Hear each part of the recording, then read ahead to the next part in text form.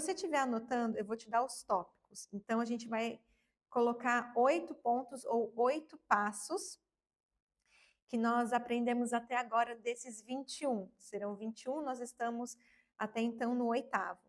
Então, o primeiro passo para você se preparar para a batalha espiritual é reorganize as suas prioridades. O segundo é para tudo e vai orar. O terceiro é confesse seus pecados. O quarto é o descanso do profeta é preparo. O quinto ponto é parar de lutar é lutar. O sexto é o jejum que Deus deseja. O sétimo passo é permaneça. O oitavo e último é ovelhas aflitas e desamparadas. Então, o culto de hoje vai ser o resumo de 8 dias do nosso jejum, da nossa oração e do nosso devocional. Neemias 1. Neemias, ele recebe a notícia, uma má notícia, do que está acontecendo com o povo judeu, que é o povo dele. O 3 diz assim, eles me responderam quando Neemias perguntou sobre o povo. 3. Aqueles que sobreviveram ao cativeiro e estão lá na província, passam por grande sofrimento e humilhação. O muro de Jerusalém foi derrubado, as suas portas foram destruídas pelo fogo. Neemias fala 4. Quando ouvi isso, sentei-me, chorei, passei dias lamentando-me, jejuando e orando ao Deus dos céus. E aí ele vai fazer uma oração aqui para Deus, e aí no próximo capítulo você vai ver que ele vai falar com o rei. A primeira coisa que Deus nos ensinou no primeiro dia de jejum é reorganizar as prioridades. Por quê? Porque quando a gente recebe uma má notícia, às vezes a primeira coisa que a gente faz não é orar e jejuar. Às vezes é o quê? Muitas das vezes, eu vou resolver a situação. Pifou o muro? Peraí, eu vou lá consertar.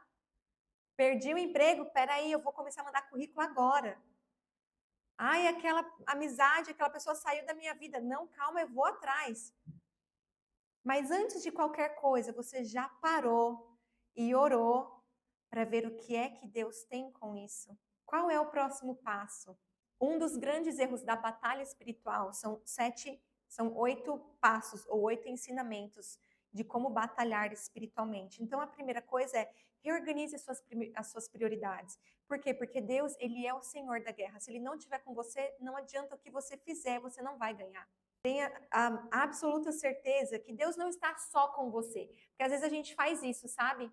Ah, eu vou fazer um negócio, Deus vem aqui comigo. E aí você leva Deus. Deus, eu vou fazer um outro negócio. Deus, vem aqui agora comigo. Deus, eu tenho um outro plano, um outro projeto, qualquer coisa.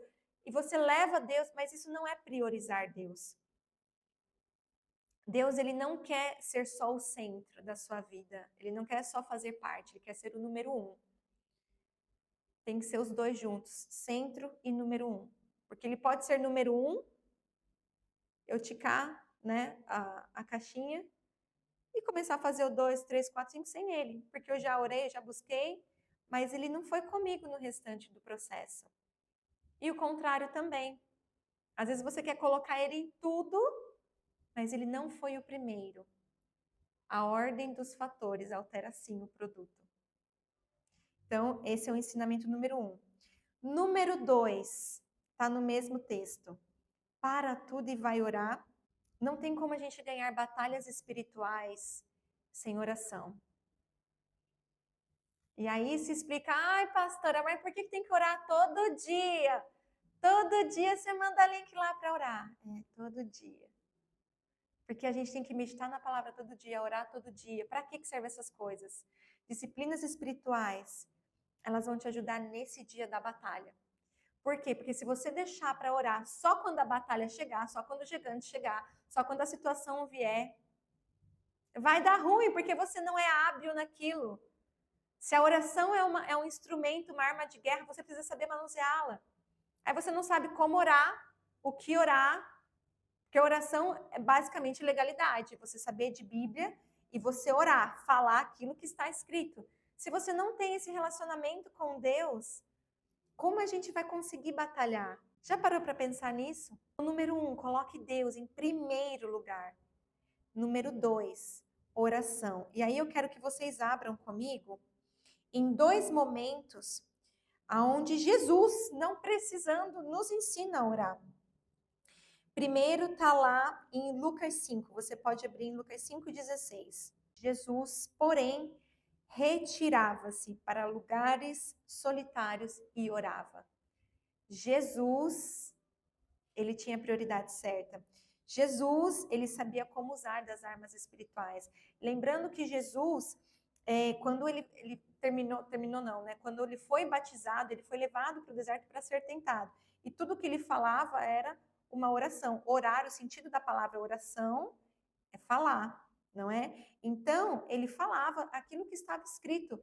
Ele combatia aquela batalha espiritual contra Satanás com a palavra. Nós precisamos saber orar. Mais do que orar, nós precisamos saber orar. Então, Jesus, ele se retirava para orar. Gente, se Jesus se retirava para orar, você acha que eu e você não precisamos nos retirar para orar? Por isso que eu escrevi aqui, para tudo.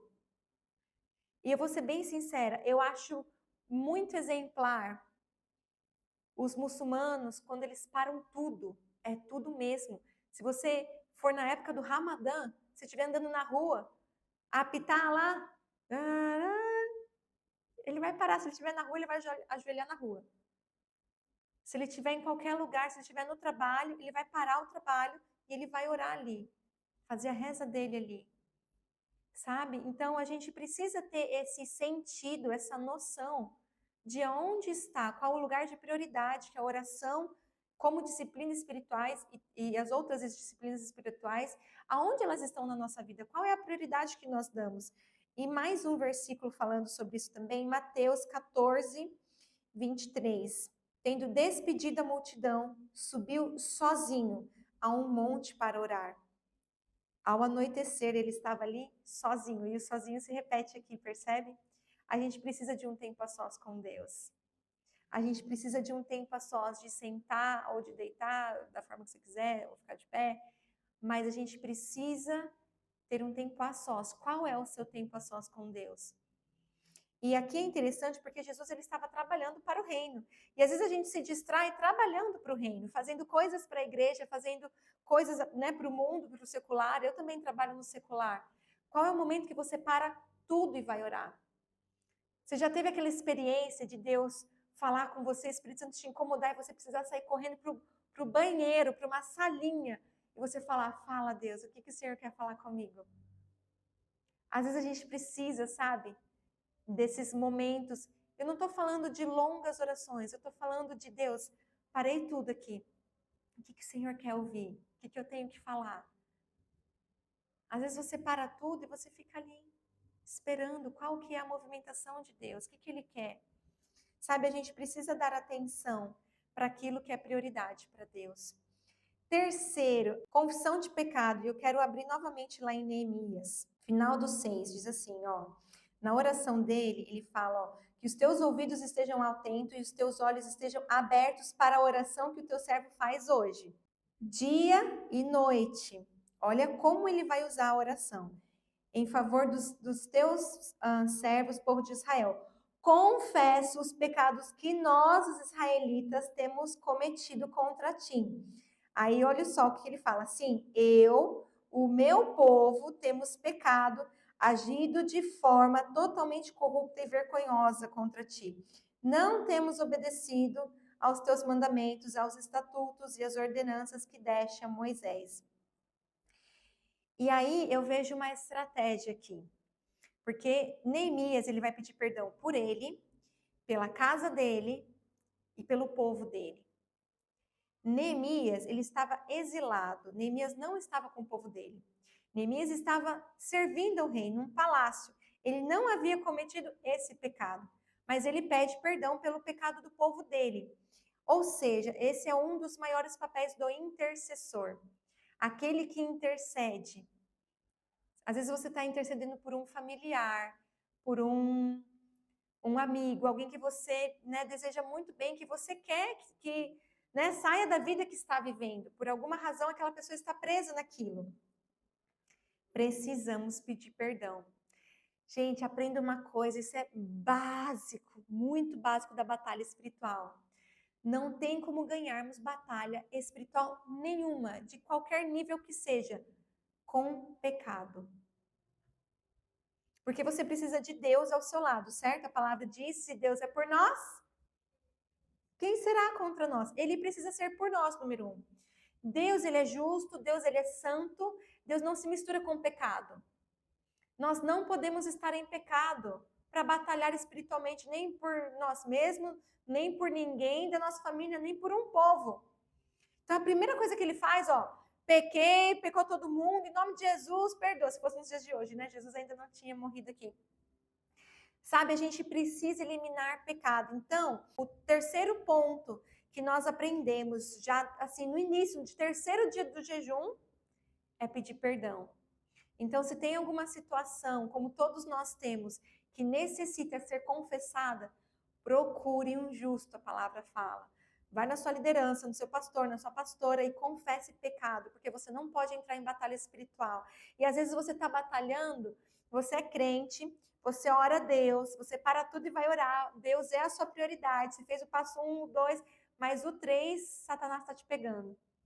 Por quê? Porque é uma legalidade. É uma permissão que nós damos a ele. O pecado é uma permissão que você dá para Satanás para que você seja atingido nessa batalha.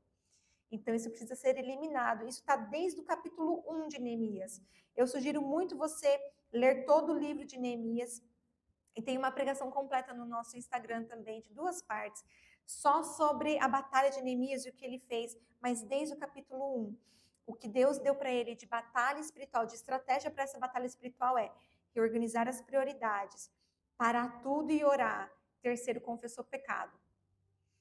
Confessou pecado, aí sinal verde para nós. Vamos para o quarto. Descanso do profeta é preparo. 1 Reis 19, no 3 diz assim, enquanto vocês vão abrindo. O que aconteceu antes? Neemias, ele enfrentou Jezabel, 400 profetas de Baal, o cara fez fogo descer do céu, foi muito, muito usado por Deus, de forma assim, milagrosa mesmo. Jezabel faz uma ameaça. Você matou meus profetas, tu é o próximo. Se você não morrer, você vai ver o que eu vou fazer e tal. E ele ficou com medo. Olha o que acontece no 3. Elias teve medo e fugiu para salvar a sua própria vida. Quando chegou a Berseba de Judá, deixou o seu servo e entrou no deserto caminhando um dia. Chegou aonde havia uma giesta, sentou-se debaixo dela e orou pedindo a morte. E aí ele fala: já tive bastante, Senhor. Tira minha vida, não sou melhor do que os meus antepassados. Depois ele se deitou e dormiu. Aí eu vou pular um pouquinho. No final do 7, diz assim, o anjo do Senhor voltou, tocou nele e disse: levante-se e coma, pois a sua viagem será muito longa. Eu quero explicar algo que foi assim uma revelação de Deus para mim. Há momentos em que a gente batalha e há momentos em que a gente descansa. E nós precisamos discernir os tempos. Quando nós descansamos, o profeta, eu e você, aquele que está numa batalha, nós descansamos sempre, presta atenção nisso, nós descansamos sempre para seguir o propósito. Então, assim, muitas vezes você pensa, eu vou dar um tempo, sei lá, da igreja, do ministério, do Senhor. O Senhor leva a minha vida. Mas o descanso de Elias é um descanso em preparação para a próxima fase daquela jornada. Gente, nós estamos em guerra. Você tem que entender que quando você precisa de descanso, o seu inimigo não descansa. Não existe cessar fogo com Satanás. Há um momento de descanso em Deus. Aí é o seu lugar de proteção. Você vai estar protegido, descansado. Por quê? Porque você é ser humano, você não é só espiritual. Você precisa cuidar da sua alma, você precisa cuidar da sua mente, você precisa cuidar do seu corpo, você precisa cuidar de você no geral. Você não é só espírito. Então você vai cansar, você vai ter sentimentos, você vai se chatear. Talvez, como Elias, você vai ficar meio deprê, vai pedir para Deus te levar. Esse é um momento de pausa, é sim. Porém, se você pausa sem o Senhor, você é um alvo fácil. Eu vou dar uma pausa de ir para a igreja, porque, sei lá, eu estou sendo muito atacado, porque eu estou indo para a igreja, vou dar uma pausa. Alvo fácil. Sabe? Então, a gente precisa descansar e falar, Senhor, eu não estou legal. Todo o tempo necessário o Senhor vai te dar, porque Ele é o seu próprio refúgio, Ele é o seu próprio descanso. Mas esteja nele. O seu descanso das batalhas é pausar nele. Elias estava aqui numa caverna, ele estava sozinho, porque teve um momento que ele não caminhou mais com o seu servo. E Deus, você não vê Deus repreendendo. O que Deus faz? Deus alimenta.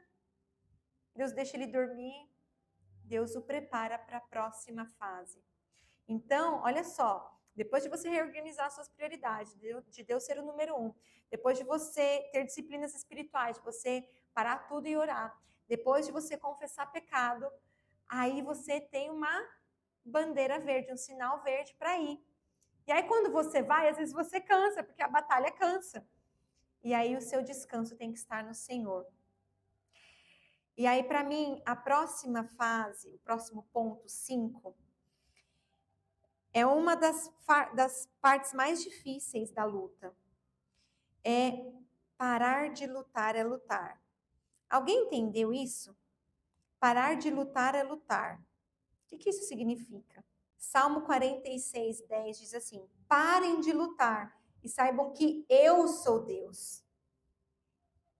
Salmo 46, 10. Parem de lutar e saibam que eu sou Deus. Gente, como é que Deus, no meio de um jejum, no meio de um voto de 21 dias para a batalha espiritual, ele manda você parar de lutar? Será que ele está se contradizendo? Eu tenho uma tese para isso. O que Deus me mostrou é: parar de lutar é a sua maior luta, porque parar de lutar externamente é a sua maior luta internamente. Ou seja, soltar as rédeas e deixar com Deus é uma grande luta. Porque às vezes a gente até entrega para Deus, né? Senhor, toma aqui, essa causa, essa situação está nas tuas mãos. Aí ele demora um pouquinho, aí você fala, não, Deus, daqui de novo. Deixa eu tentar resolver on my way. Aí você cai, se rala todo. Você fala, realmente isso aqui é pesado demais. Toma Deus, é tudo teu. Eu confio no Senhor. Aí você confia assim, né? Deixa eu ver o que ele está fazendo. Quanto tempo vai demorar? Essa é a sua maior batalha. Você não ganha batalhas espirituais na sua própria força. Você precisa saber se render para a pessoa certa. Numa batalha, você tem que saber que você vai se render para alguém. Ou para o seu inimigo, ou para o seu Senhor. Você precisa aprender a se render. Então, essa é a nossa maior luta, é a luta da carne. E essa luta, ela já é estabelecida na Bíblia. A palavra fala que o seu espírito milita contra a carne. Então, você vai estar sempre lutando contra os seus desejos. Paulo fala, né? E o bem que eu queria fazer, esse eu não faço. Mas o mal que eu não queria fazer, esse sim eu faço. É uma guerra, sua carne e seu espírito. A carne e espírito, a carne e espírito. Quem vence essa batalha? É a sua carne ou o seu espírito?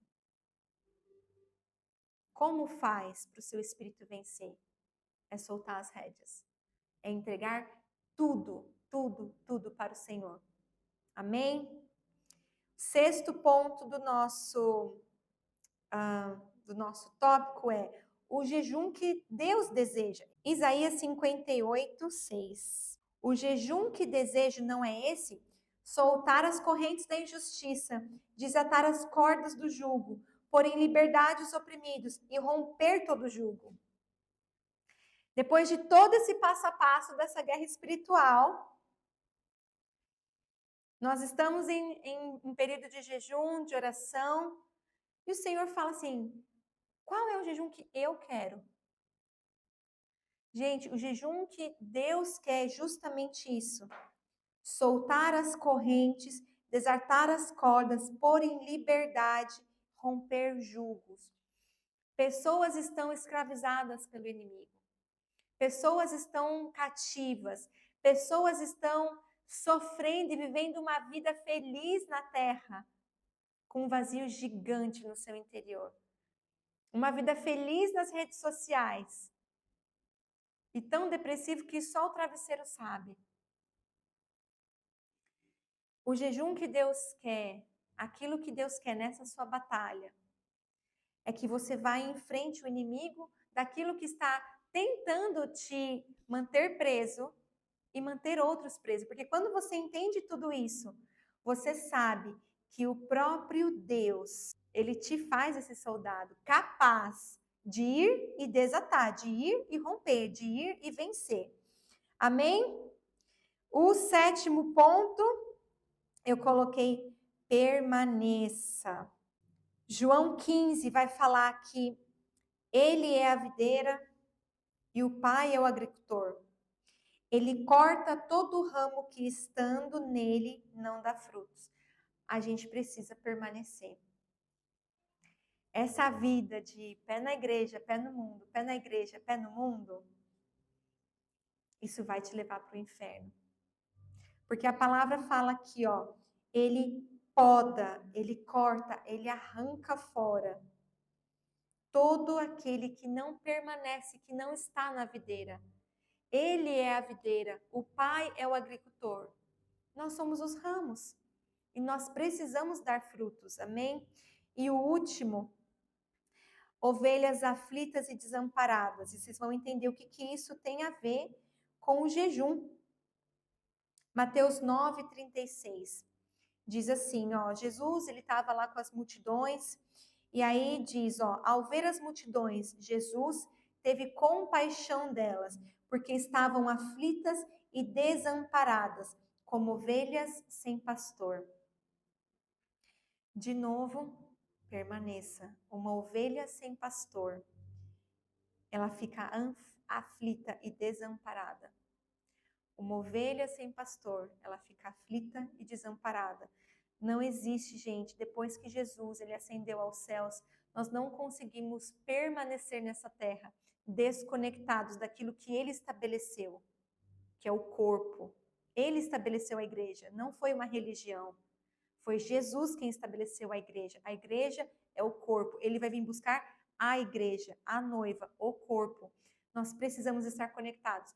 Por mais que pareça ser difícil, por mais que permanecer signifique lidar com uns e outros, né? Permanecer significa, eu vou ter que ver aquela cara de novo, eu vou ter que, poxa, aquele irmão tá sempre, sabe, me cutucando, é difícil de lidar. Permaneça, porque ele vem buscar a igreja.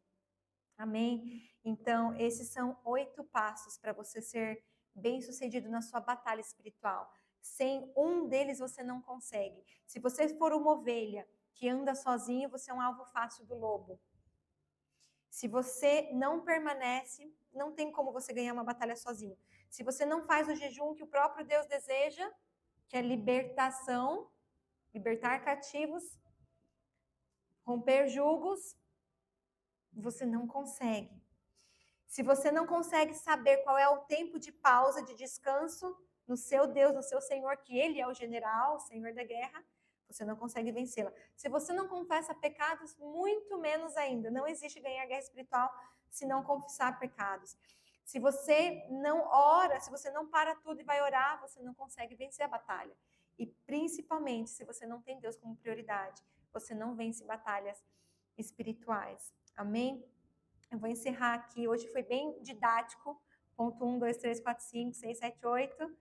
Mas algo bem claro, porque se a gente não conseguir se manter em um deles, a gente falha. E todos nós temos batalhas. Então a gente precisa saber batalhar. Amém? Vamos orar?